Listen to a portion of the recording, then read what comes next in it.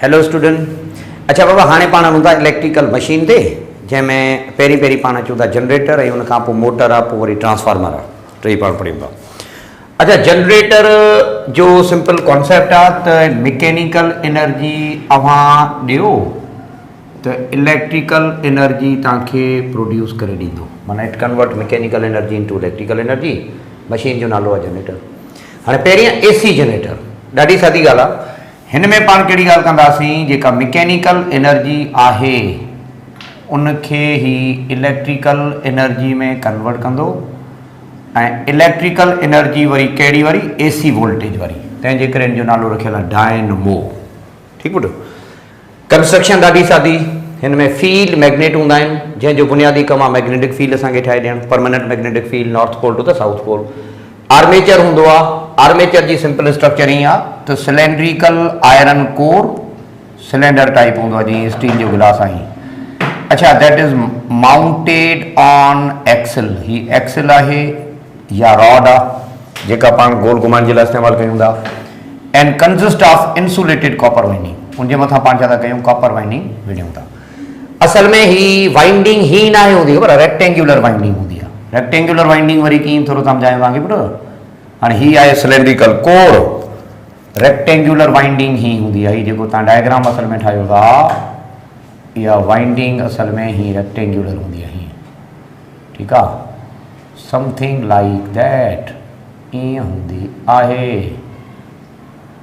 सो rectangular coil आहे। ॾिसो था, कॉइल असां इन कॉइल जी ॻाल्हि था कयूं, जेको ही रेक्टेंगुलर कॉइल आहे जेको तव्हां हिन विच में रखियो आहे। ठीकु आहे। अच्छा, हेठि वरी कलेक्शन वारो सिस्टम हूंदो आहे, जंहिंखे असां चऊं था कार्बन ब्रुशिस ऐं स्लिप रिंग्स हूंदा आहिनि। त कंस्ट्रक्शन ॾाढी हिनजी सादी आहे। ओके, हाणे थींदो छा आहे त हितां खां पाण मैकेनिकल एनर्जी ॾींदासीं, रसी ॿधो या का फैन ॿधो या जेको बि मैकेनिकल एनर्जी तव्हां हितां खां ॾियो, त छा थींदो, ही आर्मेचर गोल घुमंदो। ऐं पाण पढ़ियो आहे त जॾहिं मैग्नेटिक फील्ड में कंडक्टर गोल घुमंदो त EMF इंड्यूस थींदो। EMF माना वोल्टेज। इहो वोल्टेज जेको पैदा थिए थो हुनजो पंहिंजो हिकिड़ो करंट हूंदो, जंहिं करंट जो नालो पाण रखूं था इंड्यूस करंट।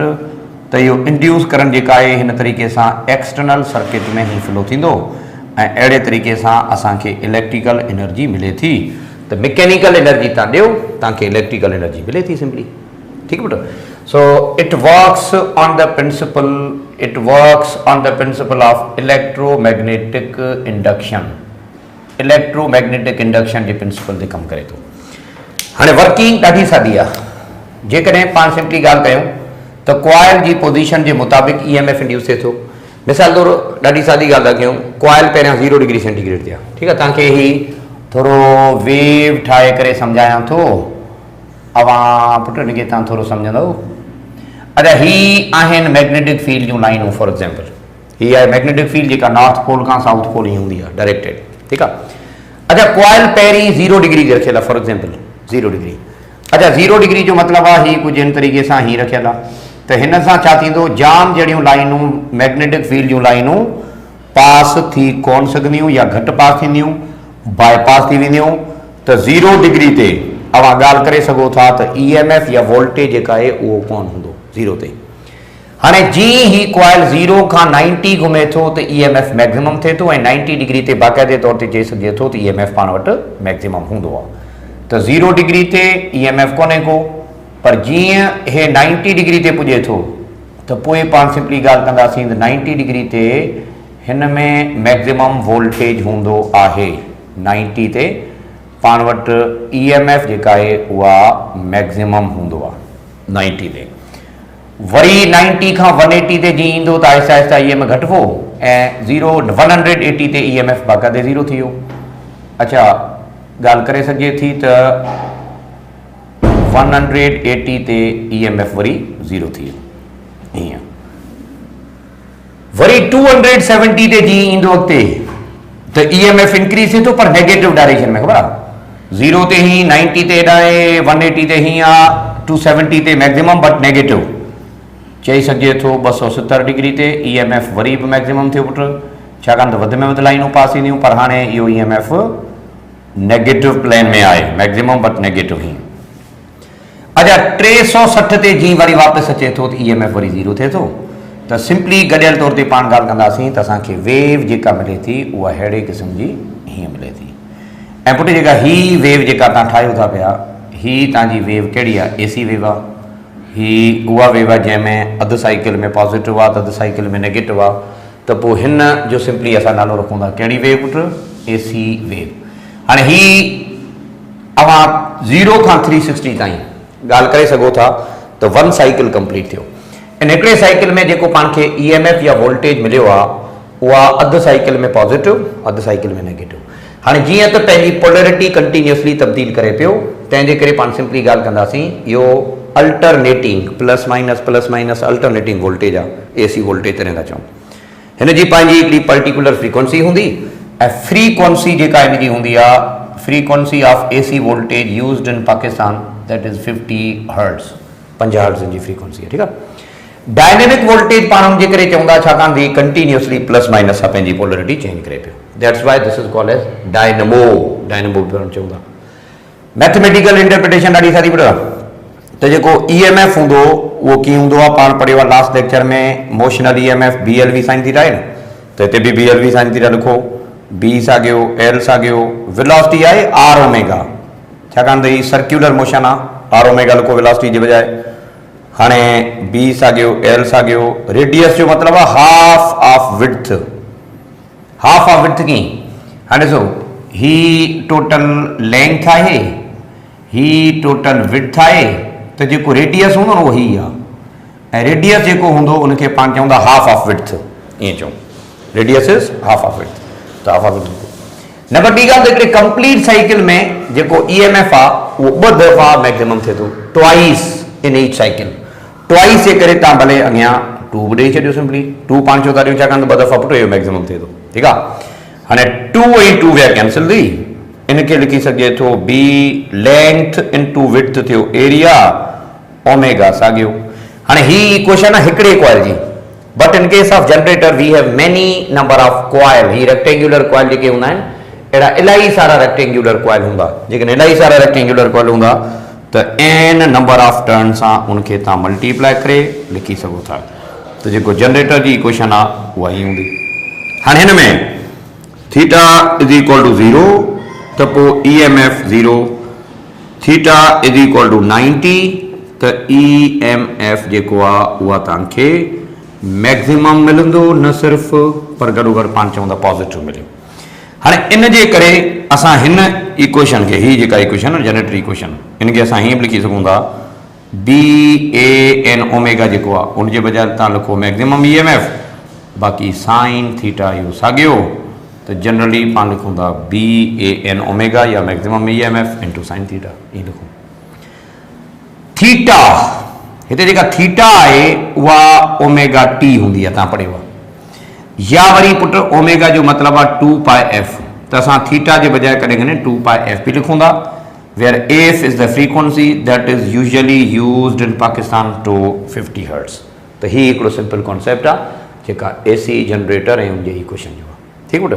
हाणे वधीक डिटेल में वञण जी का बि गैर ज़रूरत कोन्हे को, जेके प्रिंसिपल ऑफ ऑपरेशन या मेन ॻाल्हियूं आहिनि इहे तव्हांखे मां ॿुधाए छॾियूं में। ओके। हाणे AC जनरेटर 2 क़िस्मनि जो आहे, बराबरि। AC जनरेटर तव्हांजो 2 क़िस्मनि जो आहे। हिकिड़ो AC जनरेटर हूंदो आहे जंहिंखे पाण चवंदा मैग्नेटो, ऐं ॿियो जनरेटर आहे जंहिंखे पाण चवंदा अल्टरनेटर। हिकिड़ो मैग्नेटो आहे, ॿिए खे पाण चवंदा अल्टरनेटर।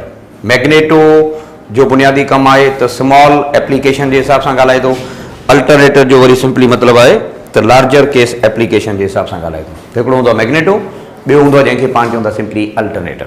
ठीकु आहे न। अच्छा, अल्टरनेटर वरी उहो जनरेटर आहे जेको हाई पावर लोड जे लाइ इस्तेमालु थींदो आहे, जीअं बैंकुनि ते वॾो जनरेटर हूंदो आहे या शॉपिंग मॉल में वॾो जनरेटर हूंदो आहे। ऐं मैग्नेटो वरी उनखे चइबो जेको आम तौर ते पाण इस्तेमालु था कयूं। ठीकु आहे। जेको आम तौर ते पंप जेको फ्यूल भरण जे लाइ जनरेटर हूंदो हुयो, या आम जेको घर में कमर्शियल जनरेटर जेको आम आयो, या बाइक जो जेको जनरेटर आहे इहो, हे सभु मैग्नेटो आहिनि। अल्टरनेटर वरी पाण चवंदा हाई पावर प्रोडक्शन जो जनरेटर आहे, जॾहिं तव्हांखे वधीक पावर खपे त। ऐं नंबर ॿी ॻाल्हि, अल्टरनेटर में वरी 2 ॻाल्हियूं कीअं, थोरो ध्यानु ॾियो। हाणे ही आहे आर्मेचर, ही आर्मेचर आहे। पाण छा पढ़ियो आर्मेचर मैग्नेटिक फील्ड में रखियल हूंदो आहे, पाण पढ़ियो ही नॉर्थ पोल साउथ पोल।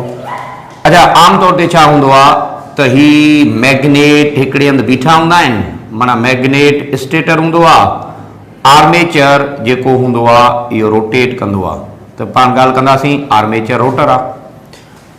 जेकॾहिं अवां आम तौर ते चओ ॾिसो आर्मेचर गोल घुमे थो, मैग्नेट हिकिड़े हंधि आहिनि, इहा ॻाल्हि थी। पर वॾा जेके जनरेटर आहिनि उनमें इहो किसो बि थो ॿुधो, उन्हनि में छा हूंदो आहे त जेके मैग्नेट हूंदा आहिनि उहो रोटेट कंदा आहिनि, जॾहिं आर्मेचर जेको हूंदो आहे उहो स्टेटर आहे। सो ईअं बि करे सघिजे थो। बहरहाल पुट ॾाढो सादो कॉन्सेप्ट आहे। जनरेटर उहा मशीन आहे जेका इलेक्ट्रिकल एनर्जी असांखे प्रोड्यूस करे ॾिए थी फ्रॉम द मैकेनिकल एनर्जी। त ॾाढो सादो कॉन्सेप्ट जो इन तरीक़े सां पाण वठी सघूं था। ओके, जनरेटर जे ॿिए टाइप ते हलूं था हाणे, जंहिंखे पाण चऊं था डीसी जनरेटर। डीसी जनरेटर में वरी छा थींदो आहे पाण ॻाल्हायूं। ॾिसो डीसी जनरेटर तमामु सिंपल हिकिड़ी मशीन आहे जेका एसी मां ठाहिबी आहे। हिन जो ॿियो नालो असां रखूं था कम्यूटेटर। हाणे हीअ तव्हांखे सम्झायूं। ॾिसो ॾाढी सादी ॻाल्हि आहे, तव्हां हिकिड़ी सिंपल सम्झी वठो। ही एसी जनरेटर जूं स्लिप रिंग्स हूंदियूं आहिनि, हिनखे छा चइबो आहे स्लिप रिंग। हाणे जो स्लिप रिंग तव्हां हटायो, इन्हनि खे बंदि कयो या स्लिप रिंग उॾायो, इनखे तव्हां रिप्लेस कयो हिकिड़े स्पेशल रिंग सां जंहिंजो नालो आहे स्प्लिट रिंग। स्प्लिट रिंग उहा आहे जेका हीअं फॉरगेट बाय फॉरगेट थियल आहे इन तरीक़े सां हीअं।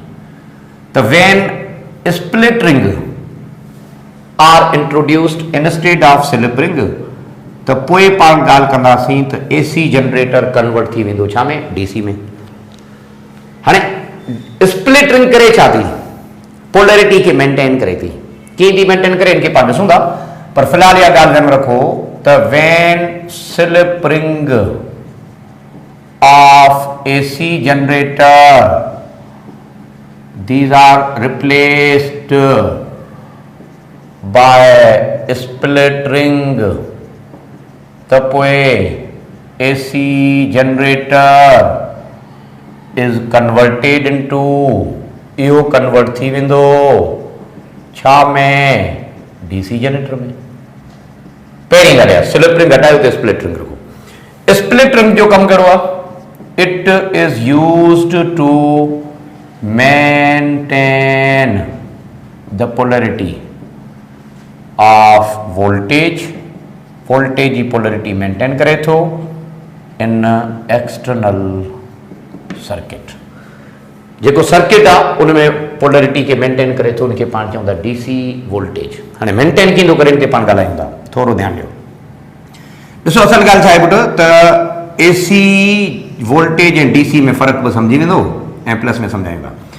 ॾिसो ॿी का बि तव्हांखे तब्दीली न आहे करणी। हे जेको तव्हां हींअर पढ़ियो आहे एसी जनरेटर 100% साॻियो आहे, 100% एसी जनरेटर साॻियो ई आहे। रुॻो अवां हिकिड़ी नंढड़ी ॻाल्हि ते चेंज कंदो, ठीकु न, सिंपल हिकिड़ी शइ चेंज कंदो, तव्हांजो ई कमु थी वेंदो। हाणे कीअं थो थिए इन ते पाण ॻाल्हायूं था।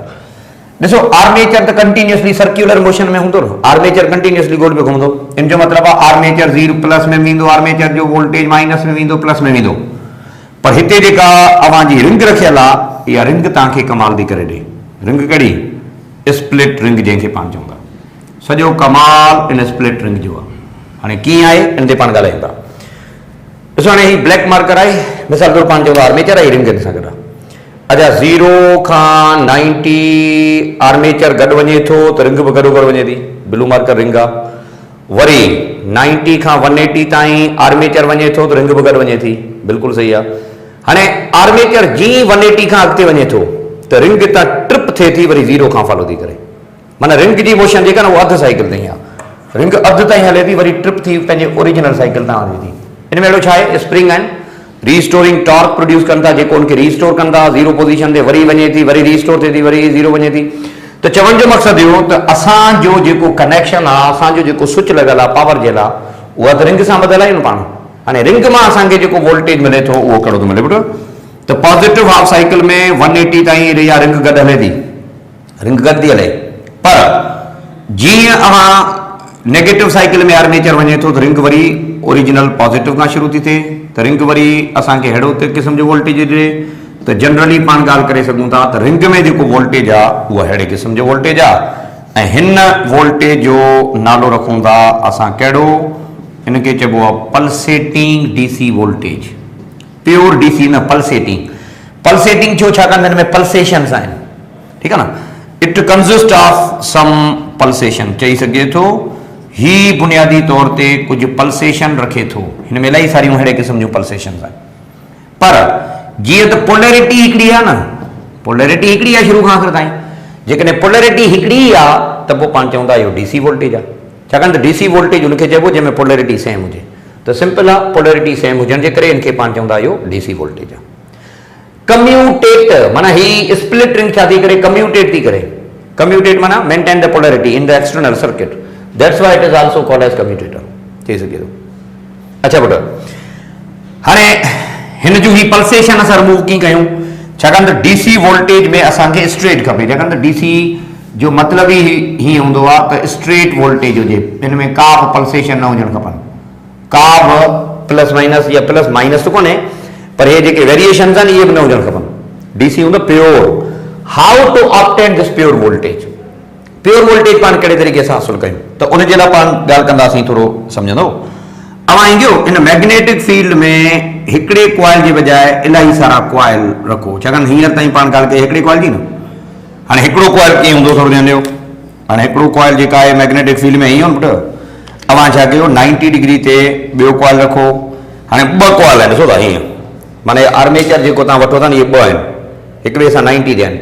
हाणे ही गोल घुमंदा, जेकॾहिं हिकिड़ो 0 ते थींदो त ॿियो मैक्सिमम थींदो, वरी ॿियो 0 ते थींदो, टियों वरी उहो मैक्सिमम थींदो। अच्छा, जॾहिं ॿ कॉइल अवां यूज़ कयो था एक्ज़ैक्टली एट 90, त हिकिड़े कॉइल जो तव्हांखे वोल्टेज एक्सटर्नल सर्किट में ही मिलंदो, ॿिए कॉइल जो वोल्टेज एक्सटर्नल सर्किट में वरी तव्हांखे ही मिलंदो। हाणे छा थींदो भला, हिनखे जेकॾहिं ॾिठो वञे त ही वेवफॉर्म तव्हांखे छा थी मिले, त हिकिड़े कॉइल जो वोल्टेज घटिजे ई पियो त ॿिए जो वधे पियो, वरी हिकिड़े जो घटिजे थो त ॿिए जो वधे थो, वरी घटिजे थो वधे थो। त नतीजे में हाणे अवां ही पल्सेशन ॿिनि कॉइल जे इस्तेमाल सां हिन जी भेट में घटि करे छॾियो, ही ॿिनि कॉइल जो न। अच्छा, वरी टियों कॉइल इस्तेमालु कयो त ही पल्सेशन अञा घटि हूंदियूं। त पोइ जनरली पाण इहा ॻाल्हि कंदासीं त पल्सेशन जेके तव्हां हींअर मिलियूं आहिनि तव्हांखे, pulsation of voltage can be removed, ये रिमूव कीअं करे सघजनि थियूं, by using different number of coil. Coil खे मुख़्तलिफ़ खणो एट डिफरेंट एंगल, मुख़्तलिफ़ एंगल ते तव्हां कॉइल इस्तेमालु करे इहो पल्सेशन रिमूव करे सघो था। So this voltage is called as DC. DC में साइकिल नाहे हूंदो, त चई सघिजे थो द फ्रीक्वेंसी ऑफ डीसी वोल्टेज इज 0। फ्रीक्वेंसी जेका हिनजी हूंदी आहे उहा हमेशह छा हूंदी आहे, 0 हूंदी आहे। त ॾाढो सिंपल कॉन्सेप्ट आहे जनरेटर जो। अब हाणे वरी हिन जो उबतो किसो, जनरेटर जे उबतो किसो माना हाणे ॻाल्हि कबी मोटर जी, ठीकु आहे। मोटर जी जेका डेफिनेशन आहे ॾाढी सादी, हिन में तव्हां करंट ॾियो माना इलेक्ट्रिकल एनर्जी ॾियो त तव्हांखे ही मैकेनिकल एनर्जी कन्वर्ट करे ॾींदो या मैकेनिकल एनर्जी तव्हांखे ॾींदो। त डेफिनेशन ॾाढी सादी। हाणे इलेक्ट्रिकल एनर्जी कहिड़ी था ॾियो, एसी था ॾियो डीसी, जेकॾहिं एसी इलेक्ट्रिकल त एसी जनरेटर, डीसी इलेक्ट्रिकल डीसी जनरेटर, सिंपल आहे। पखो जेको पाण घर में आम इस्तेमालु था कयूं, एसी बि हूंदा आहिनि डीसी बि हूंदा आहिनि, पर आमतौर ते पाण बिजली सां जेको डायरेक्ट था लॻायूं सोलर वारो न, डीसी जेको वोल्टेज आहे त पोइ थींदो डीसी, पर हे जेको आमतौर ते पखो पाण हूंदा इहो एसी जनरेटर आहे, पंहिंजो एसी मोटर। हिन में पाणी जे पंप करण वारो मोटर एसी मोटर आहे। ईअं ॿारनि जा जेके रांदीका हूंदा आहिनि नंढड़ा, या जेको कैसेट प्लेयर आहे, पीके वारो कोन्हे टेप, जेको अहिड़े क़िस्म जा पुराणा जेके टेप आहिनि जिन में या पुली या कैसेट प्लेयर आमतौर ते DVD प्लेयर वग़ैरह, इन्हनि में नंढड़ा मोटर हूंदा आहिनि जंहिंखे असां चऊं था डीसी मोटर। त हिकिड़ा हूंदा आहिनि एसी मोटर, ॿिया डीसी। पाण ॻाल्हि कंदासीं डीसी मोटर जी, जेको तव्हांजे सिलेबस में बि आहे। बाबा डीसी मोटर छा थो करे, इलेक्ट्रिकल एनर्जी अव्हां जेका ॾियो था डीसी वोल्टेज वारी, उनखे ही कन्वर्ट करे ॾिए थो छा में, मैकेनिकल एनर्जी में। माना ही तव्हांखे मैकेनिकल एनर्जी में कन्वर्ट करे ॾींदो। कंस्ट्रक्शन ॾाढी सादी, कीअं, अब हिन में फील्ड मैग्नेट हूंदा आहिनि, जंहिंजो बुनियादी तौर ते कमु आहे मैग्नेटिक फील्ड ठाहे ॾियणु। अच्छा ही magnetic field north pole to the south pole ही होंगी है। अच्छा वरी गाल सागी पुट रेक्टेंगुलर कॉइल की गाल के होंदो आर्मेचर आ जैसे कॉइल रेक्टेंगुलर टाइप होंदो नहीं। अच्छा ने डीसी आ न तो पो पान छा कंदासीं हिते स्लिप रिंग न स्प्लिट रिंग रखंदासीं। स्लिप रिंग होंदी आ एसी में, स्प्लिट रिंग होंदी आ डीसी में। ऐं पोइ ॾाढो सादो पुट इनके तव्हां छा कयो इतां बैटरी या वोल्टेज ॾियो। हाणे जीअं वोल्टेज ॾींदो त करंट फ्लो थींदो। हे जेको करंट आहे उहो फ्लो थियो। अच्छा बाबा जीअं करंट फ्लो थियो त सिंपली पाण ॻाल्हि कंदासीं। तव्हांखे हिकिड़ो टॉपिक यादि हुजणु खपे त when a current carrying coil is placed in magnetic field then torque is produced. त पोइ छा थींदो हिन में टॉर्क प्रोड्यूस थींदो। इहो टॉर्क छा कंदो मैकेनिकल एनर्जी तव्हांखे ॾिए थो। त हिन जो जेको प्रिंसिपल आहे हिन मोटर्स जो प्रिंसिपल ॾाढो सादो त when current carrying coil is placed in magnetic field जॾहिं तव्हां करंट कैरिंग कॉइल खे मैग्नेटिक फील्ड में रखंदो त पोइ torque is produced in it. उनमें टॉर्क पैदा थींदो। त it works on the principle of torque चई सघिजे थो। अच्छा जेको टॉर्क प्रोड्यूस थींदो उनखे पाण कीअं लिखियो हो थोरो पुट यादि कयो तव्हां जेकॾहिं तव्हांखे यादि आहे। It was BIAN cos alpha. हीउ जेको टॉर्क आहे डायरेक्टली प्रोपोर्शनल हूंदो आहे त करंट केतिरो ॾियो था। जेतिरो करंट वधीक हूंदो ओतिरो टॉर्क वधीक हूंदो। हाणे करंट घटि वधि करण जे लाइ पाण छा कंदा आहियूं रेग्युलेटर रखूं था। रेग्युलेटर असल में वेरिएबल रेजिस्टर आहे या रियोस्टेट आहे जेको बुनियादी तौर ते छा थो करे करंट घटि वधि करे थो। नतीजे में पाण जनरली ॻाल्हि करे सघूं था त करंट घटि वधि कयो त टॉर्क घटि वधि थींदो। पखो स्लो या तेज़ तव्हां करे सघो था। So this is called as DC motor. आमतौर ते इस्तेमालु थींदो आहे कैसेट प्लेयर में या DVD प्लेयर में या ही जेके बि तव्हां आमतौर ते इलेक्ट्रिकल अप्लायंस इस्तेमालु कयो त हुन में पाण हिन DC मोटर खे इस्तेमालु कयूं था। So that's it. ही तव्हांजो थियो मोटर। त हिकिड़ा थिया जनरेटर ॿिया कहिड़ा मोटर थिया। हाणे पाण ईंदासीं ट्रांसफार्मर ते। त ट्रांसफार्मर बुनियादी तौर ते आहे छा मेन मशीन आहे उहा उन ते बि पाण ॻाल्हायूं था। फ़िलहालु तव्हां हिनखे नोट करे वठो। जी बेटा